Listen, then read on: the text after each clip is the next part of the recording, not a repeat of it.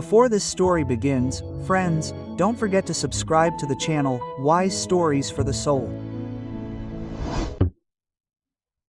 You know, when I pick up a bread knife, my fingers still naturally feel like they're a scalpel. It's a habit, you see. 42 years in surgery, that's no joke. My hands remember everything. Every incision, every stitch, every life that has passed through my palms. My name is Nikolai Petrovich. I'm 78 now. I live alone in an old 3-room apartment on Leningradsky Prospect, where Stalin-era buildings with high ceilings and oak doors still stand. The apartment is large, a bit empty now, but I've gotten used to it. I get up early in the morning, out of habit. I used to have to be in the operating room by 6 o'clock. Now I get up, put the kettle on, and look out the window at the yard. The trees are the same as they were 40 years ago, only they've grown and become more spreading.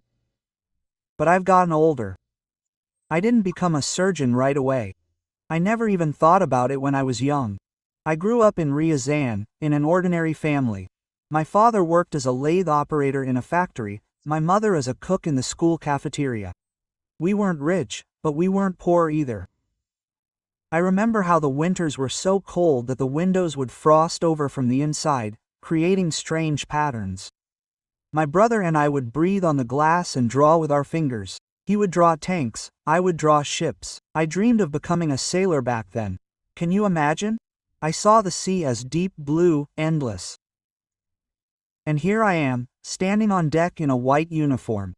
Well, I didn't see the sea for the first time until I was 40, in the south, when my wife and I went to a sanatorium. And even then, it wasn't that blue. More gray, and I ended up in medicine by accident. I was 17, just out of school. I thought I'd follow in my father's footsteps into the factory, but then misfortune befell me. I got appendicitis, and it twisted so hard that night that I was crawling on the wall from the pain. My father called an ambulance, and they took me to the hospital. And there, in the operating room, when they gave me anesthesia, the last thing I remember is the surgeon's hands. He leaned over me, his kind, tired eyes, and said, "Don't be afraid, man, everything will be fine now." And you know, I believed him. I woke up in a ward. I was lying there, my stomach hurt, but not that bad, and next to me lay an old man, about 70 years old. He had a hernia operation. We got to talking. He told me about the war, about how in 1942, near Stalingrad, he was wounded, and a military surgeon removed shrapnel from his leg in half an hour, saved his leg. If it weren't for that doctor, he says, he would have remained disabled or even died. And then I thought, this is what it's like to pull people back from death, to prolong their lives. This is real work, important work. Quote, "When I was discharged, I went to medical school to apply. My mother was surprised at first, but you were dreaming of the sea. And I said, I've changed my mind, I'll be a surgeon."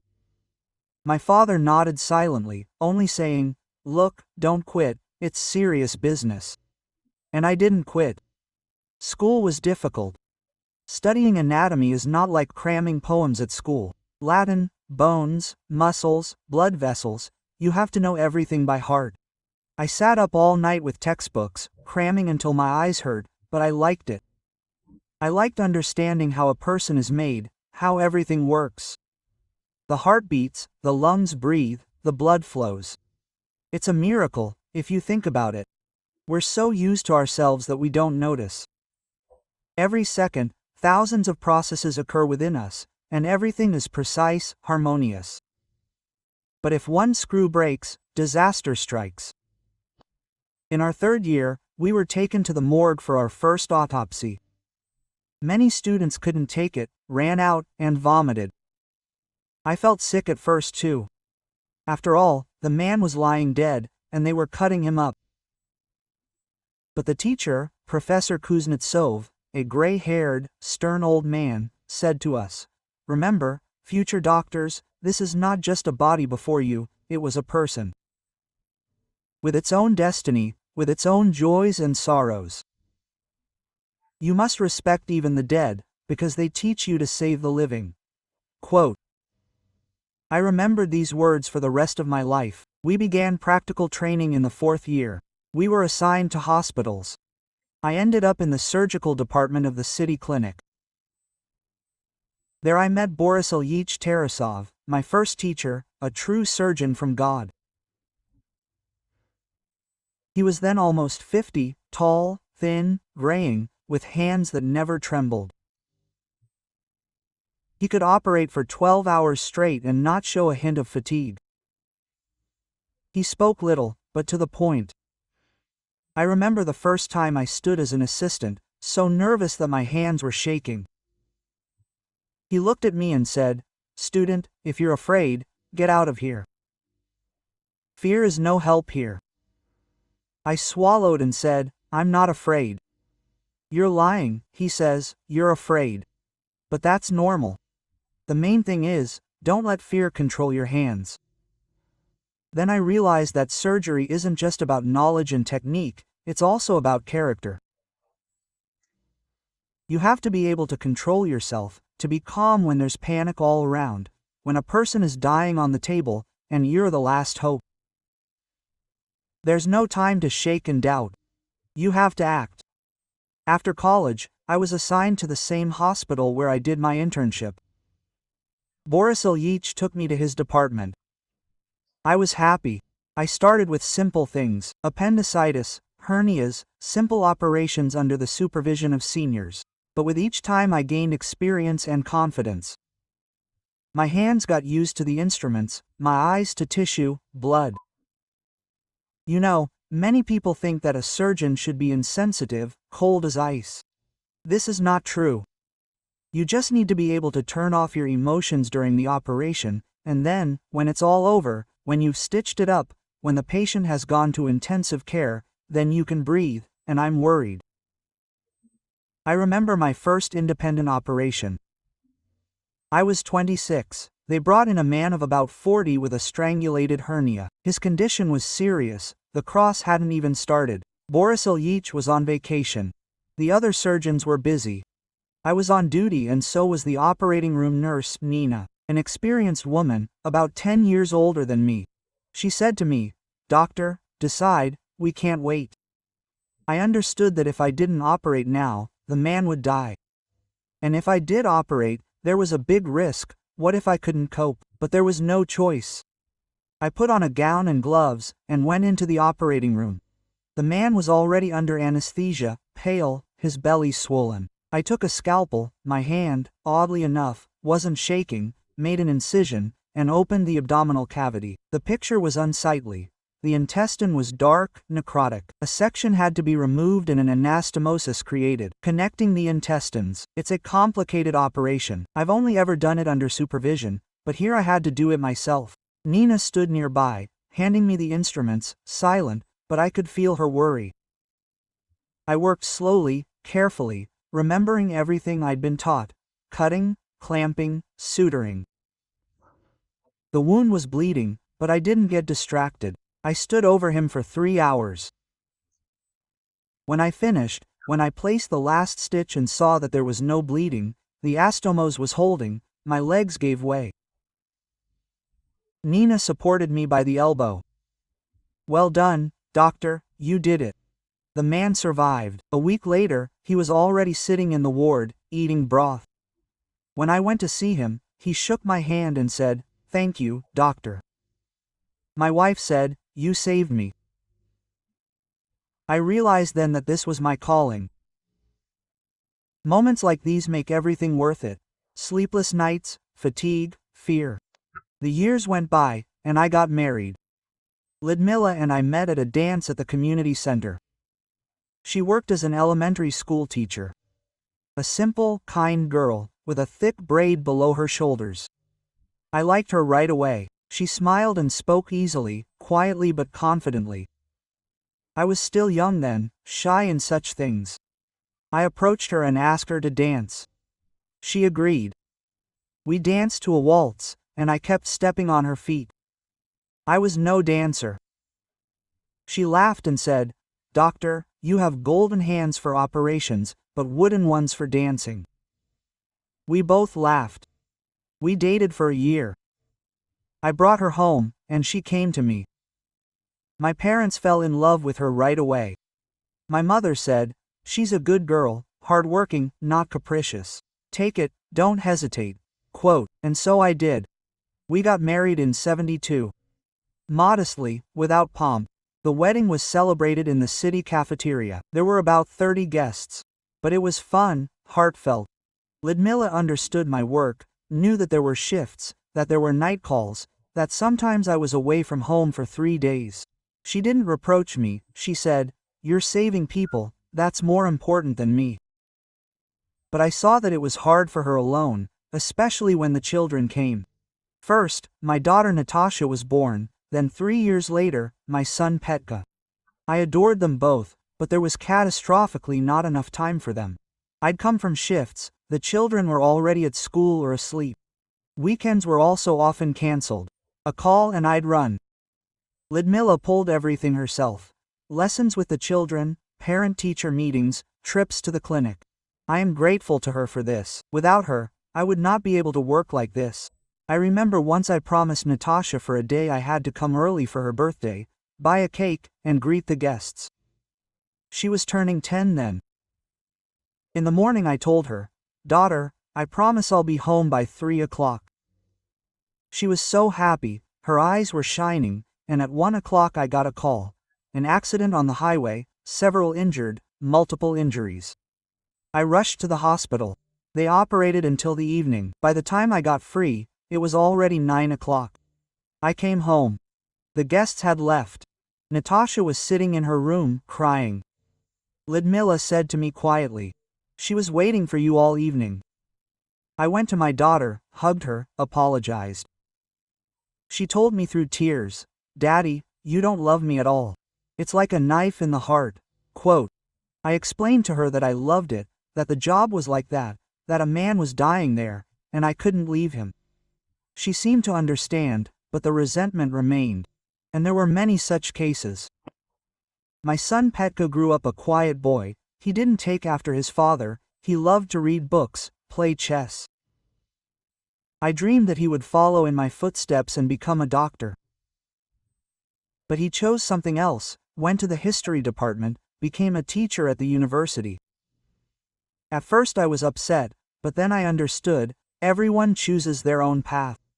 The main thing is that a person is happy. Natasha didn't become a doctor either. She married early, gave birth to 2 boys, took care of the house. She had a good husband, an engineer, who provided for the family. I loved my grandchildren, but I rarely saw them. It was still the same old work, you understand? My whole life was spent in the hospital. Boris Ilyich, my teacher, died in 1983. A heart attack. I was on vacation with my family in the south at the time. I received a telegram. I only managed to return to the funeral.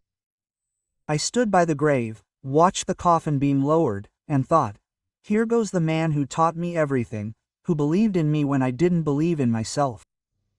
After his death, I was appointed head of the department. A great responsibility, but I coped.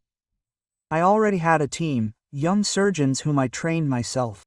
I tried to pass on to them what Boris Ilyich had given me, not only technique, but also attitude to the work, to people. Surgery was changing, new methods, instruments, and medicines were appearing. It was necessary to study, go to conferences, read journals. I tried to keep up. I remember when laparoscopy began to be introduced in the 90s, operations through punctures without large incisions. I was among the first in the city to master this technique.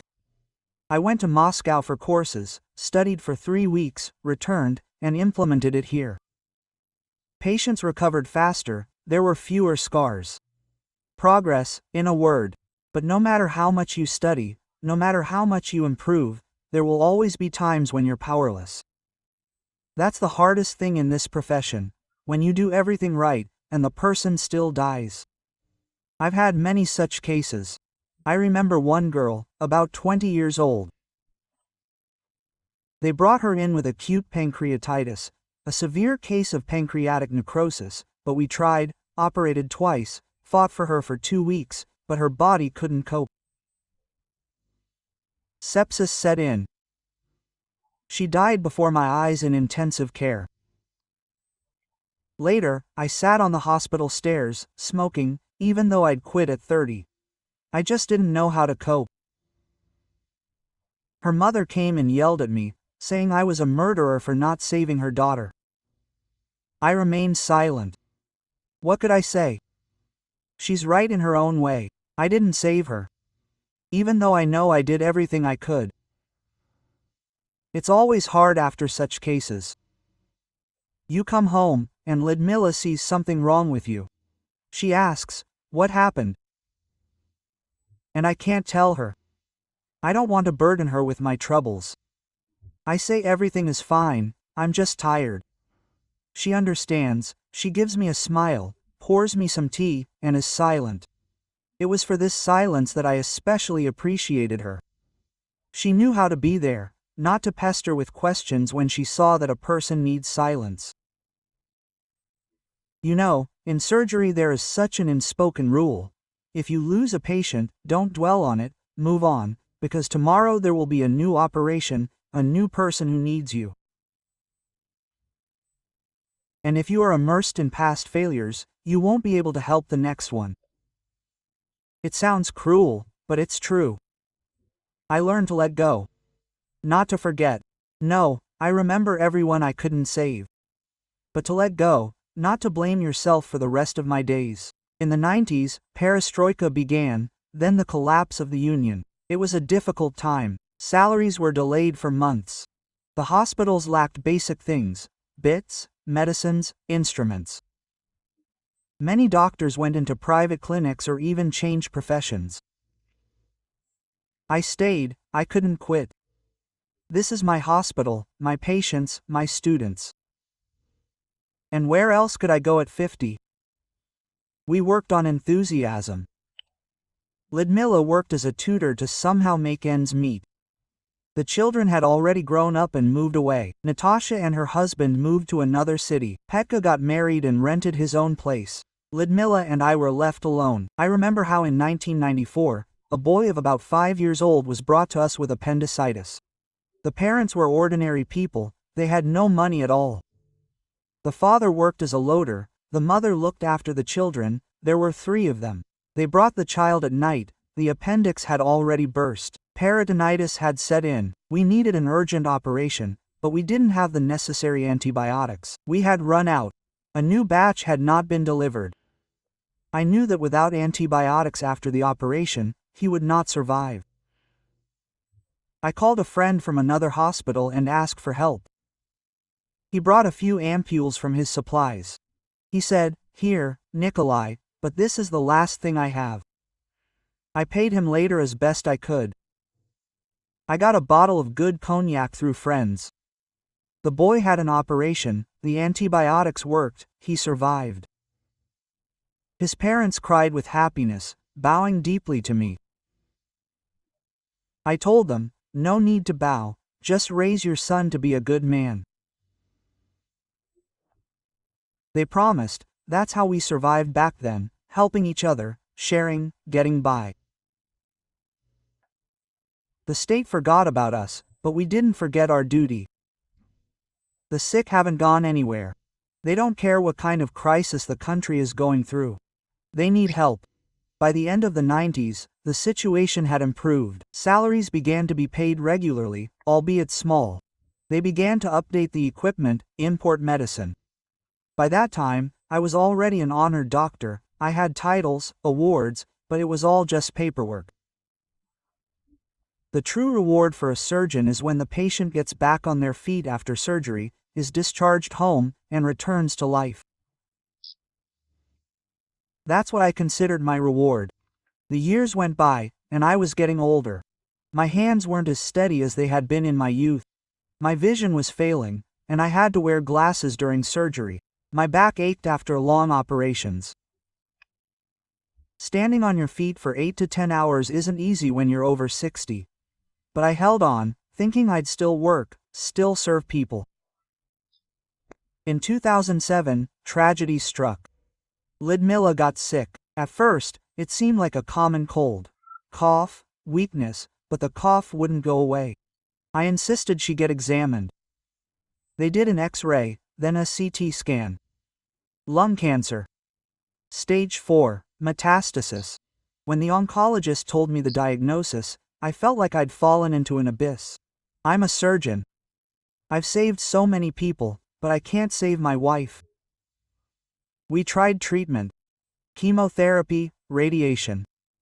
Ludmila bore everything stoically, without complaining, only losing weight, turning pale, and losing her hair. I took things from Gyula, stayed home with her, cooked for her, read books aloud. She loved the classics of Tolstoy and Chekhov. The children and grandchildren came to visit. Natasha cried when she saw her mother. Petka held on, but I could see he was struggling. Ludmila lived a year after her diagnosis. In her final months, she barely got up, lying at home. I took unpaid leave to be with her. She told me, "Kolya, don't suffer. I've lived a good life. You were a good husband, even though you were rarely home." Quote. I held her hand and stroked her hair. It had already begun to grow back after the chemotherapy, gray and thin. Told her, "Forgive me, Lyuda, forgive me for spending so little time with you. Forgive me that work always came first." Quote. She smiled weakly. "I'm not offended. You saved people. This is important." She died at night, quietly, in her sleep. I woke up from the silence, stopped breathing. I sat next to her until the morning, held her hand, already cold, cried. I am a surgeon who has seen death hundreds of times, cried like a child, because this was my death. My life was leaving with her. They buried her in the city cemetery, next to my parents. They had also already died by then.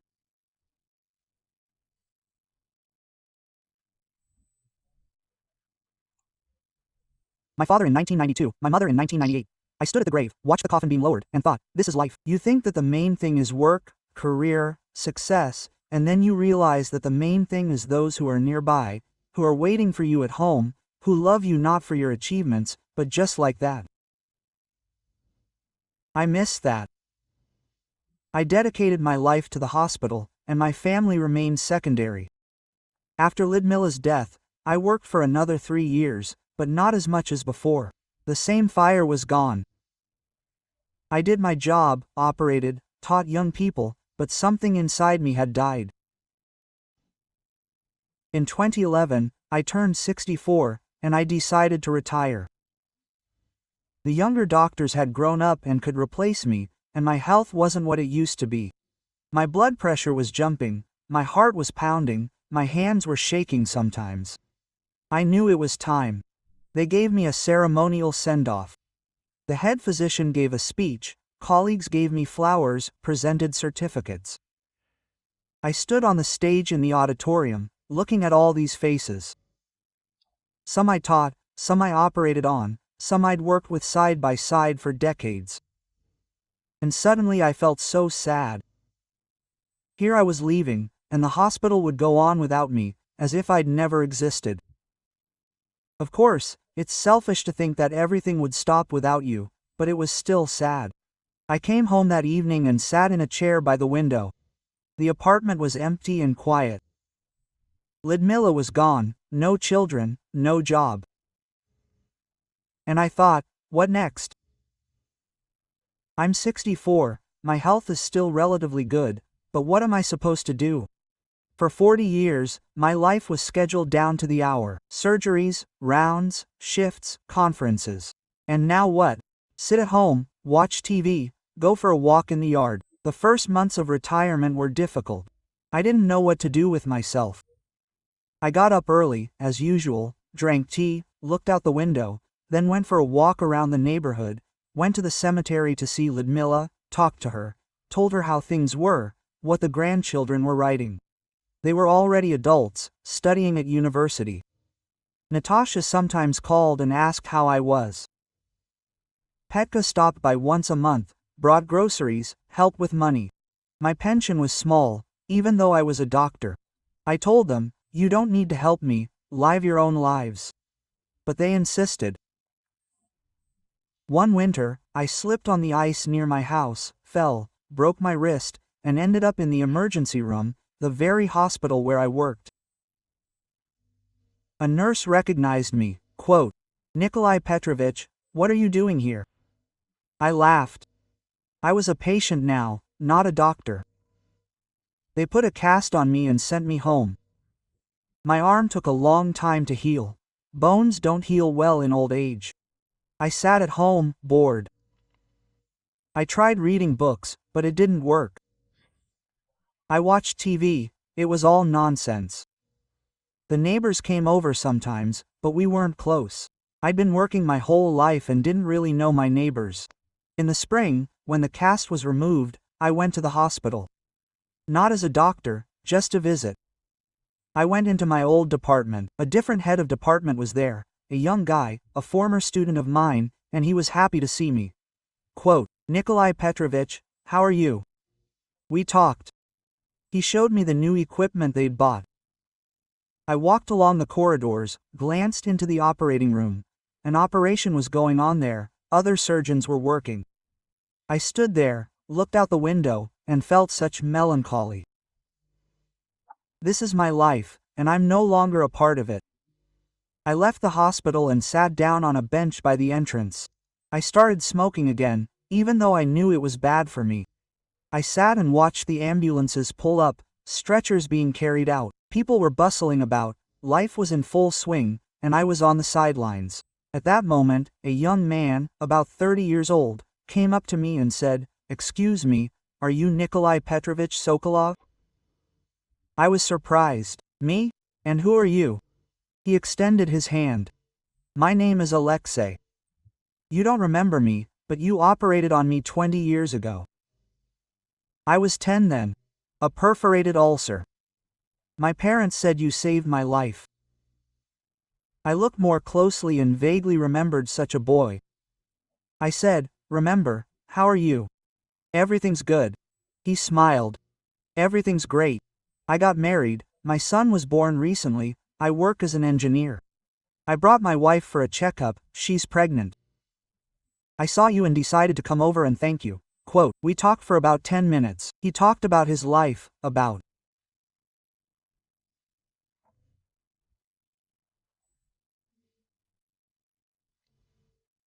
his family, then he said goodbye and left, and I remained sitting on the bench. And you know what I felt? Warmth. This guy's alive, he has a wife, a son, a job, and this is thanks to me, in part, and there are probably hundreds like him. I don't remember them all, but they live somewhere, they are happy, they love, they raise children, and this is my reward. I returned home that day in a different mood. I thought, you can't mourn like this. Life goes on. Lyudmila is gone, there is no job, but I'm still alive, I can still do something. I started looking for something to do. I signed up for a library, started reading books, historical novels, memoirs. I found a chess club for pensioners online. I started going there on Wednesdays. I met people there, people like me, former engineers, teachers, military men. We played chess, drank tea, and chatted. It was nice. It turns out life doesn't end with retirement. One of the people I made friends with there, Viktor Semyonovich, invited me to join the Veterans Club.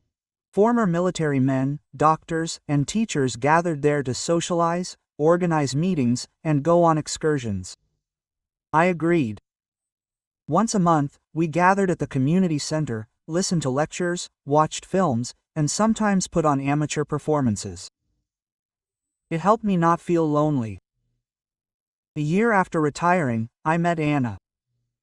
She was 62. She was also a widow. Her husband had died about 5 years ago of a stroke. We met at one of the veterans' meetings. She read poetry, her essay about autumn, about memory. The poems were simple but heartfelt. After the performance, I approached her, complimented her, and we got to talking. It turned out she had worked as a Russian language teacher her entire life, loved literature, and wrote poetry for herself. Anna was different, not like Lyudmila. Ludmila was quiet, homely, always in the shadows. Anna was bright, talkative, and had a strong character. She wore colorful scarves, lipstick, and laughed loudly. At first, this even seemed unusual to me, but she was kind and attentive. We started talking, meeting in the park, walking, and talking. She told me about her life, about her children. She had a daughter and a son, who were already grandchildren. I talked about my work and about Ludmila. Anna listened without interrupting. One day, she invited me over for tea. She lived nearby, on the third floor of a Khrushchev-era building. The apartment was small but cozy. Books on the shelves, flowers on the windowsill, photographs on the walls. We drank tea with a pie she had baked herself. We got to talking about life. She says, "Nikolai, don't you get lonely on your own?" I honestly admitted that I do. The children are far away, my wife is gone, the apartment is big and empty, sometimes there's just no one to chat with. Quote. She nodded. I understand, it's the same for me. The children have their own lives, the grandchildren rarely come. I sit alone, watching TV. But I still want to live, you know? I understood, I also wanted to live. Not just to exist, to get up, eat, sleep, but to live. To feel that someone needs you, that there is a meaning. We started seeing each other more often. We went to the theater together. She loved drama. I never went before. I had no time. It turned out to be interesting. We went out of town on the bus, walked in the forest, picked mushrooms. I haven't relaxed like this for a long time. At work, rest was rare, but here it is, free time, and you can spend it as you want. My children were surprised at first when I told them about Anna. Natasha says, "Dad, are you serious? You're already 65. I replied, "So what? I'm not dead yet." Petka took it more calmly. "If you're happy with her, Dad, then live as you want. You have the right to a private life." Anna also told her children. Her daughter seemed to approve, her son was skeptical. Apparently, he thought that a mother should preserve the memory of her late father. But we didn't ask the children's permission. We are adults, we decide for ourselves how to live. Anna didn't replace Ludmila for me. No one can replace the person you've lived with for so many years. But Anna gave me something else. A second wind, or something. With her, I felt a new taste for life. We didn't officially marry. Why bureaucracy at our age? But we essentially became a couple. I spent the night at her place, she at mine. We cooked together, walked, watched movies. It was just quiet, like home. About 2 years later, when I was almost 70, Anna got sick. She was diagnosed with diabetes, a serious form. We had to watch her diet, inject insulin, get regular checkups. I helped her. The doctor knew what to do after all. He took her to the clinic, monitored her blood sugar, and prepared meals according to her diet. She joked, "So I really needed a doctor in the house." But I could see she was having a hard time. The illness was sapping her strength. Then she started having heart problems, shortness of breath, swelling. The cardiologist said, heart failure due to diabetes. We tried treatment, but there was no improvement. Anna was getting weaker. She hardly left the house for the last year. I looked after her. Her children helped, they came over, but the main burden fell on me. I didn't complain. It was my care, my responsibility. Anna died 3 years ago. Quietly, in her sleep, just like Ludmila. I found her in the morning when I brought her breakfast. She was lying in bed, her face calm, as if she were sleeping, but she wasn't breathing. I sat down next to her and took her hand. Cold again, a cold hand, death again. Her family buried her, I helped with the organization. I stood to the side at the funeral. After all, I'm not officially her husband, not a relative, but her daughter came up, hugged me, and said, "Thank you for being there for her. She loved you." It was nice to hear. After Anna's death, I was alone again. But this time I didn't feel melancholy like I did after Ludmilla. I realized that life is like that. People come and go, nothing lasts forever. It's important to cherish the time you spend together. I'm 78 now. I live alone in my 3-room apartment, as I said. The children call once a week and ask how things are. Natasha lives in Samara and comes twice a year for my birthday and New Year's. Petka is here in the city, but he's busy. He teaches and writes books. He has his own life. He comes by once a month, sometimes less often. The grandchildren are already grown up. The eldest, Maxim, Natasha's son, already has his own family. A daughter was born. So, I'm a great-grandfather. It sounds funny somehow. My health, of course, isn't what it used to be. My blood pressure fluctuates. I take handfuls of pills for my blood pressure, my heart, and my cholesterol. My knees hurt, especially when the weather changes. My back is also making itself felt. Those long hours at the operating table have come to an end. My vision has gotten really bad. I'm on my 3rd pair of thick glasses. My hearing is failing me too. I can turn the TV up loud, but I still can't make out everything.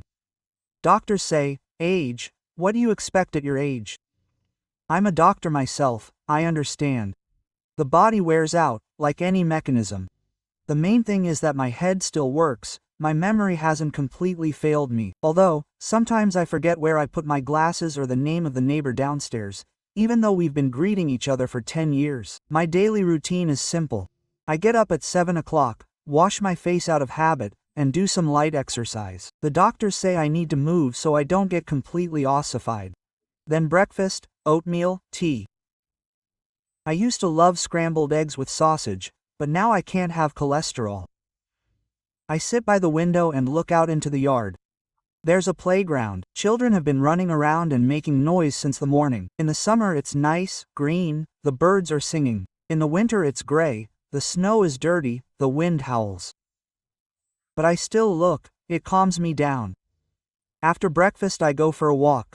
The doctor says, you need to walk at least an hour a day. It's good for the heart. I walk around the neighborhood. Everything here is familiar down to the smallest detail. Every house, every bench. There's that store where the bakery used to be, and Ludmilla and I used to go for fresh bread. There's that pharmacy where I bought medicine when she was sick. There's that bus stop where I waited for the bus to work for so many years. Everything is still there, only I've gotten older. I often sit on one of the benches in the park. Grandmothers usually gather there, cracking sunflower seeds, gossiping about the neighbors, about prices, about the government. I sit down with them, sometimes listening. They know me. Oh, the doctor has come. That's what they call me, doctor. I once told them that I was a surgeon. Now they pester me with questions. Doctor, my knee hurts. What should I do? Doctor, is it true that these pills are harmful? I answer that I can. I advise going to the clinic, but they prefer to talk than to see doctors. One grandmother, Nina Fedorovna, is especially talkative. She's about 85, maybe more. She lives alone, her children in Moscow never visit. She complains to me every time. Nikolai Petrovich, I live here, but what for? I don't know. The children have forgotten, the grandchildren have never come. I sit alone, watching TV. Maybe it would be better to die already? Quote. I tell her, Nina Fedorovna, don't say that. Life is a gift. While we're alive, it means we're needed for something. Quote. She sighs. Who needs me? No one. And you know, I feel sorry for her, because I understand that feeling. When you get old, society seems to push you aside. You no longer work, you no longer contribute, you no longer actively participate in life. You just exist. And if there are no loved ones nearby who remind you that you're still important, it's easy to feel unnecessary. But I try not to give in to this feeling. I have memories, I have a life lived that I can be proud of. I have saved hundreds of people. I taught young doctors, and now they work, saving others. I gave birth to and raised 2 children. They have their own families, their own achievements. I have loved and been loved twice. Isn't that enough? After a walk, I come home, have lunch, and cook myself. I've learned over the years. Before, Ludmilla did everything. I only knew how to reheat. Now I cook borscht, fry cutlets, and make porridge. Of course, I'm not a great cook, but it turns out edible. Petka sometimes brings semi-finished products and says, "Dad, just reheat this, don't bother me, but I like to cook." It takes time, it's a distraction. After lunch, I rest, lie down on the couch, read or nap. My sleep isn't as sound as it used to be. I often wake up at night, toss and turn, I can't fall asleep, and during the day, on the contrary, I feel sleepy. The doctors say, this is normal for my age. In the evening, I watch TV, the news, old films. I don't like modern cinema. Everything is somehow noisy, incomprehensible.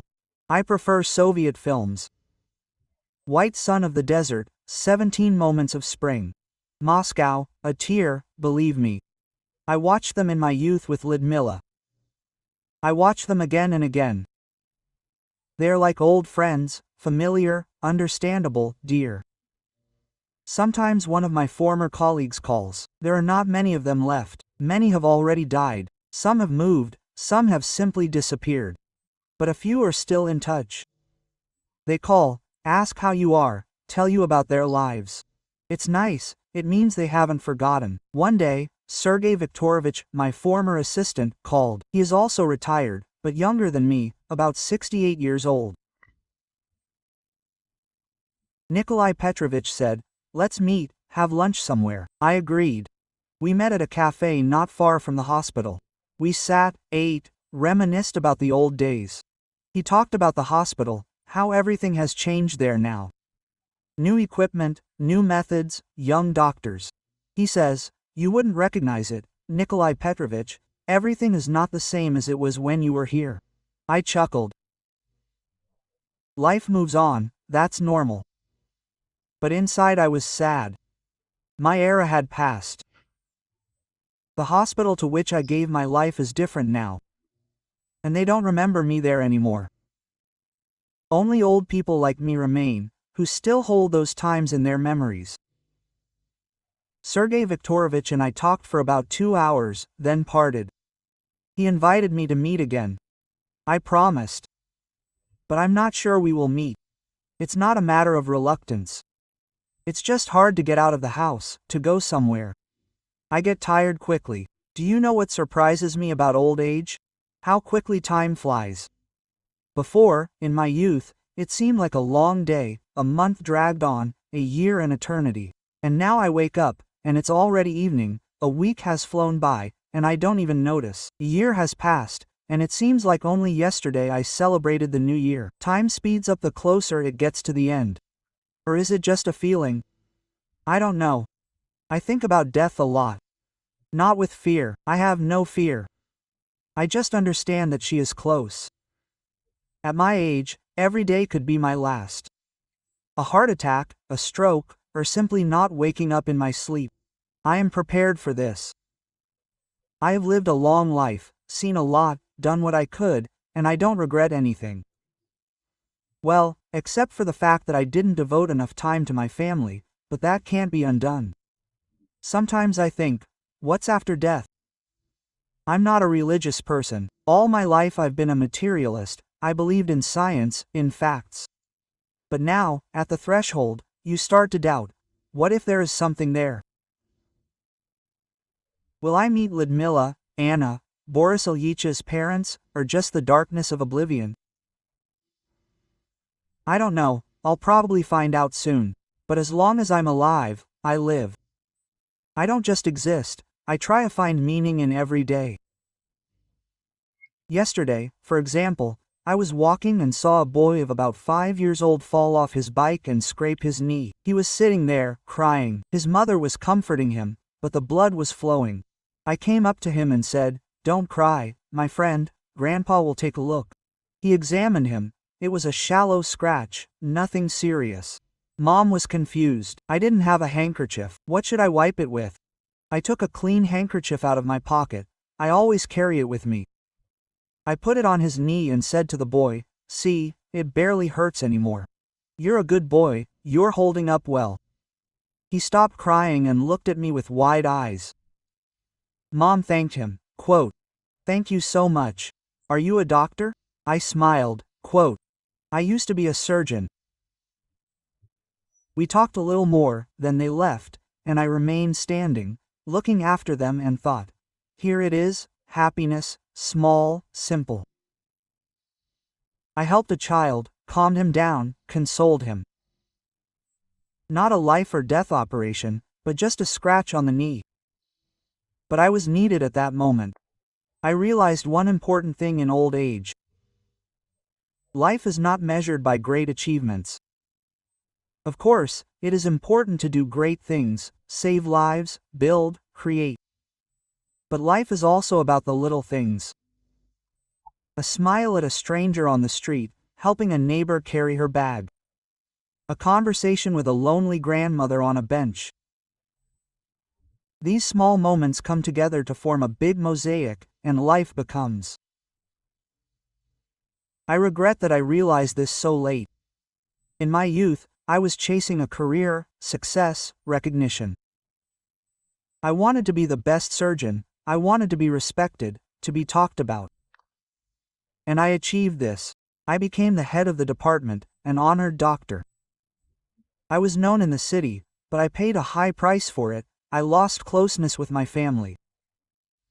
My children grew up almost without me. My wife lived her life alone, waiting for me to come home from work. And only now do I understand that I should have spent more time with them. I should have said, "I love you," more often. I should have been not just a doctor, but also a father, a husband. But you can't turn back time. What's done is done. I am grateful to fate for what I had, for the opportunity to do what I love, for meeting two wonderful women who loved me despite my shortcomings, for my children who grew up to be good people, for my grandchildren and great-granddaughter, whom I had the chance to see. For the thousands of lives saved that continue somewhere, regardless of me. Recently, I was sorting through old things in the closet, decided to tidy up, throw out the unnecessary. The children say, "Dad, why do you need so much old stuff?" But I can't throw it out. Everything is a memory. Here's my old gown, in which I worked for 20 years, all covered in stains that will not wash out. Here's a photo from the first graduation of my students. Here are letters from grateful patients. Dozens of them are folded in a box. Here's a diploma of higher education, yellowed with an ink stamp. Here's a notebook with the phone numbers of colleagues, many of whom have already died. I also found old photos there. Here's me, young, in a white gown, standing in the operating room. Here's our wedding with Lidmila. We are both young. Here are our happy little children, Natasha and Petka, at their parents' dacha. Here are me with Boris Ilyich at a conference, both serious in suits. Here's Lidmila on vacation by the sea, smiling, her hair fluttering in the wind. Here are me with Anna at the theater. We are standing in the foyer, hugging. I sat on the floor in my room, looking at these photos and crying. Not from grief, but from gratitude. For the fact that this life existed, for the fact that these people existed next to me, for the fact that I managed to live and experience all of this. You know, I heard a saying, living life is not a walk in the park. It's true. Life is a complicated thing. It has joys and sorrows, meetings and partings, victories and defeats. But the main thing is not to stop, to move on, even when it's hard, to love, even when you are afraid of losing, to believe even when everything seems hopeless. I lived 78 years, and if I were asked if I was happy with my life, I would answer, yes. Of course, there were mistakes. Of course, many things could have been done differently, better, but I did what I thought was right at that moment. I tried to be a good doctor, a good person. It didn't always work out, but I tried. And the most important thing is that I realized that life is not about you alone. Life is about those you love, whom you help, who need you. When I die, the memory of me will remain in the hearts of my children, grandchildren, former patients, students. Maybe this is immortality. Not physical, but spiritual.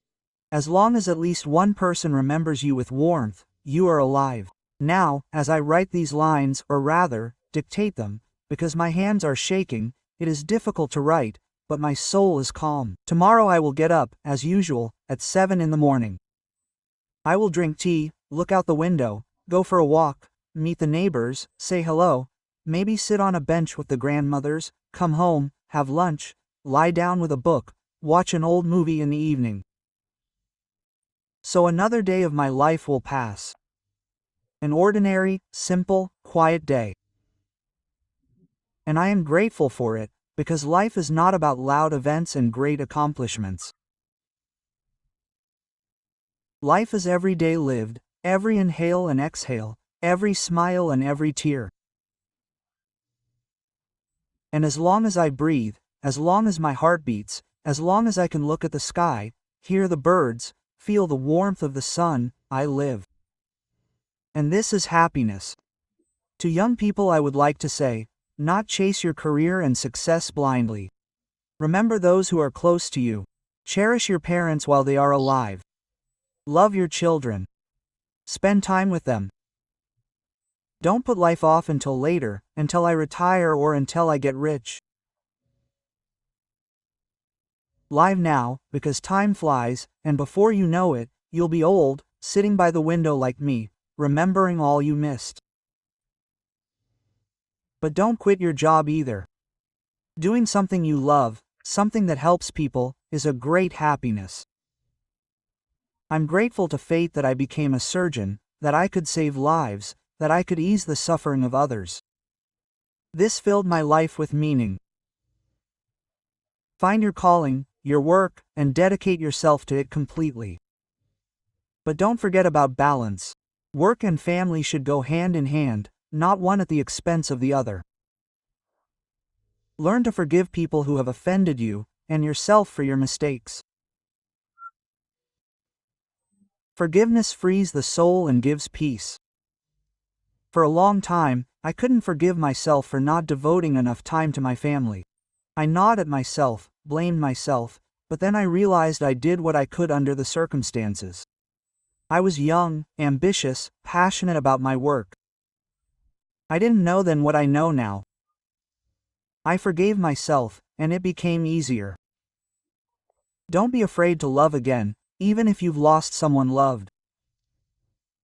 Love is not a betrayal of memory. Love is life. I was afraid that if I started a relationship with Anna, it would be disrespectful to Ludmilla. But then I realized Ludmilla would want me to be happy.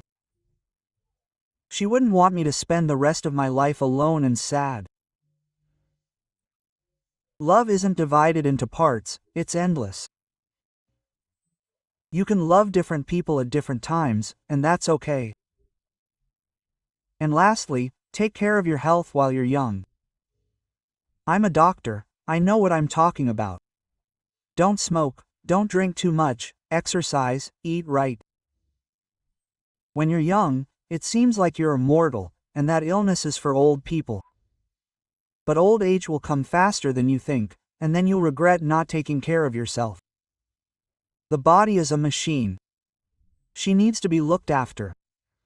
In my youth, I didn't think about it, I smoked, didn't get enough sleep, was nervous. And here's the result. At 78, I'm covered in illnesses. Don't repeat my mistakes. That's probably all I wanted to say. My life was ordinary, like many others. There were no heroic deeds or resounding victories. But I had work that I loved. There were people I loved and who loved me. There were difficulties I overcame. There were joys I enjoyed. There was a simple, human, real life. And you know, the longer I live, the more I understand. The most valuable thing is not money, not fame, not success. The most valuable thing is time spent with loved ones. It is the opportunity to help people. It is the feeling that you have lived a day not in vain. Last night I was sitting by the window, watching the sunset. The sky was pink, the clouds floated slowly, the birds were flying to roost, the city was growing quiet, the lights in the windows were turning on, and I thought, how beautiful. How many times have I seen this sunset in my life? Thousands. But each time it is different and each time beautiful. And I am grateful that I can see it, that I have these eyes. Even if they are weak, that I have this window from which I look at the world. That I have this life, even if it is already ending. Life is a miracle. A simple everyday miracle. We get so used to it that we stop noticing. But you have to stop, look around, and you will see how complex and beautiful everything is arranged, how the heart beats, how thoughts flow, how trees grow, how birds sing, how children laugh.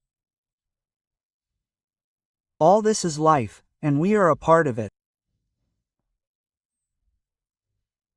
I have lived a long time, seen a lot, lost and found, loved and suffered, worked and rested, made mistakes and corrected them.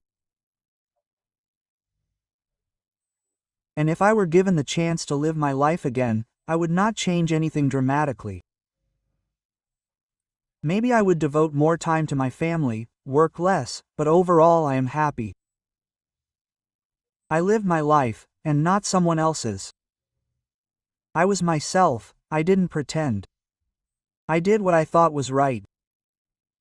And now, at the end of my days, I can say to myself, you did it, Nikolai. You lived with dignity. You helped people. You left a mark. You can rest easy. And when the time comes to leave, and it will come, it is inevitable. I will leave without fear, because I lived a full life, because I loved and was loved, because I did the work that I considered important, because I leave behind children, grandchildren, a great-granddaughter, students, saved patients, people who will live on.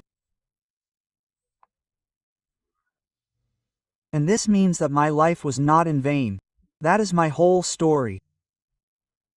A simple story of a simple man, a surgeon who cut, stitched and saved all his life.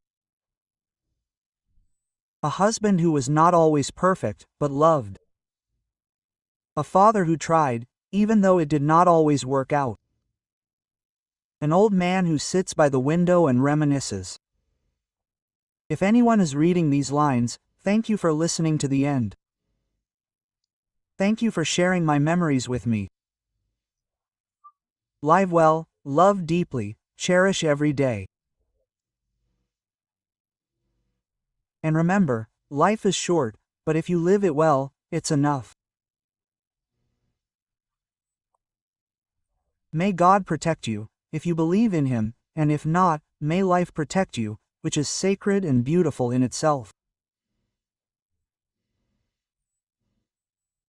Yours, Nikolai Petrovich Sokolov, retired surgeon, 78 years old, alive and grateful.